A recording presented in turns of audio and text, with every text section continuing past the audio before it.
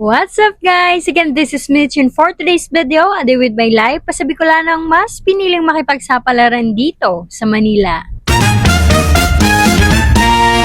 And for today's video guys, ito na yung part 4 ng ating A Day With My Life ng pag-uwi ko ng Bicol namin. Yes, at magbo 1 month na nga akong nakabalik dito sa Manila pero hindi pa rin matapos-tapos itong A Day With My Life natin sa pag-uwi natin ng Bicol kasi nga na ay first few days ay na-stress ang maba at hindi natin mapipeke ang ating emosyon. Kaya pag nag-voice over tayo, dapat ay good mood ka tapos positive talaga yung araw mo. So back to the topic tayo guys. Diyan nga na nasa may Kalabanga na tayo at sasamahan ko ang aking mood Raquel sa kanyang pagpapa-check up. Opo. At habang nag-aantay nga kami dyan, kasama ko yung kapatid ko, ay nagpabunot muna ako ng buhok sa ele-ele kasi talaga namang mababash tayo kapag may mga buhok-buhok yan dyan. Tapos diyan nga, tawang-tawa talaga sa akin si mama, tapos yung kapatid ko, kasi wala daw akong pinipiling lugar sa pagpapabunot ng buhok sa kilikili. Yan, sabi ko naman, okay lang yan, dead masabasher, at least maputi yung kilikili ko, ano. Pag alis talaga namin dyan ay nagpapabunot ako ng buhok, kaso nga lang ay aalis na kami, dinala ko yung tiyan, para naman doon na lang magbunutan. Salamat. At dyan naman nga na ay nagsisimula na magpa-check up si mama at chin-check na siya ni doc at ini-examine. At diyan naman nga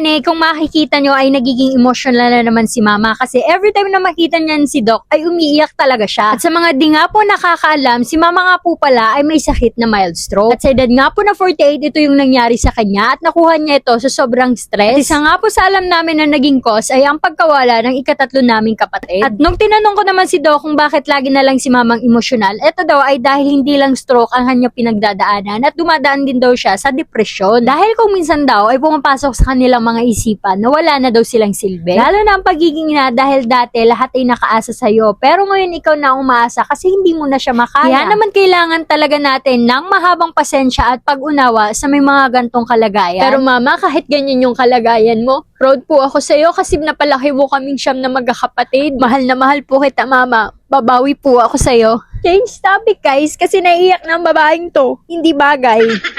At pagkatapos naman nga ng pagsama ko sa pagpapacheck up ni mama ay pumunta naman ako sa bahay ni Bangkiles Vlog at doon nga ay meron kaming collaboration. Gumawa lang kami dyan ng mga content, nagluto, kumain. At isa nga sa mga dahilan kung bakit ako dito dumayo ay gusto kong makita yung mama ni Bangkiles Vlog kasi nawiwili talaga ako sa mga vlog nila lalo na yung mga part na lagi siyang galit na galit. Yung mga vlog nila na common na nangyayari sa loob ng bahay. Pero ito yung nakakatuwa dahil ibang-iba yung personality ni mami sa vlog at sa totoong buhay. Kung sa vlog lagi siyang galit, mainitin ang ulo, sa totoong buhay talaga ay mahiyain siya. At sa sobrang ang mahiyain ni mami, kapag may followers na nagpapapicture sa kanya, tapos solo lang siya, tinatakbuhan niya. Diba? At ito pa yung masaya sa pamilyang ito, kahit simple lang yung pamumuhay nila, ito yung pamilya na kahit walang-wala na sila, ay welcome ka pa din talaga. Kaya naman, deserve nyo ang blessing. At pagkatapos naman ng collaboration dyan ay pumunta ako sa bahay ng kapatid ko para naman makita ko yung pamangkin ko na pogi na nagmana sa akin. Pero sa sobrang kagandahan at pag-glow up ko, dyan ay nakatulala na lang yung pamangkin ko sa akin na parang hindi niya na naman ako naaalala.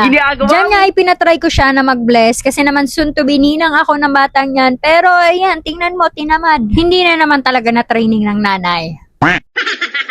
Tapos pagkatapos naman dyan ay hindi pa ako nakakauwi sa bahay ay inaya na naman ako. At dyan nga ay naaya naman ako na magsangyop kasama ang pamilya ng bebe ko. At sino naman ako para tumanggi kaya naman sumama na ako pagkakataon na to. Ala. At yan nga sa mga unang subo ay sarap na sarap pa pero takaw tingin sa bandang huli dahil hindi na kinaya ng powers ng mga tiyan kasi lahat pala sila ay nagkain na ng kinagabihan. Tapos yun na next day kinaumagahan dyan ay nautusan na naman ako ng aking papa na puntahan ko daw yung baboy na pinapaalaga ko sa kanya. Yes po, may dalawa akong inahin na pinapaalaga sa aking papa para naman pag nagpakasal ako ay ready na.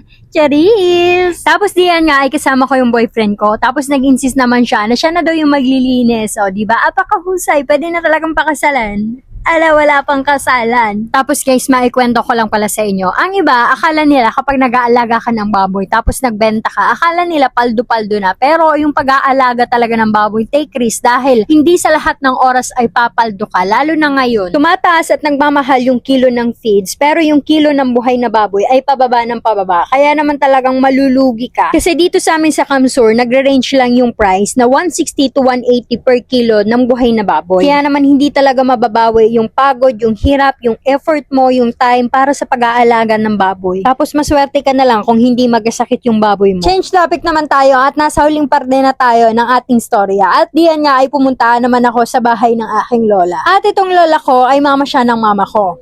O, nagets mo. 80 years old na yan, pero tingnan mo naman, apakalakas pa. Malakas pa sa nanay ko, ano. Tapos nasaktuhan pa dyan, nandyan yung mga bata sa amin, tapos yung mga pinsan ko. At nagbuburaot na naman nga ni Sako. Pameriendahin ko daw sila dahil galing daw ako Manila, kaya naman ako pinabilhan ko yan dyan ng tinapay sa soft drinks. Tapos ganito naman yung view sa kanila, dyan kami dati naliligo. Tapos yan namang nasa may likod, ay solar dyan. Dyan ako nagtrabaho, tapos dyan ko din nakilala yung baby ko. Ala!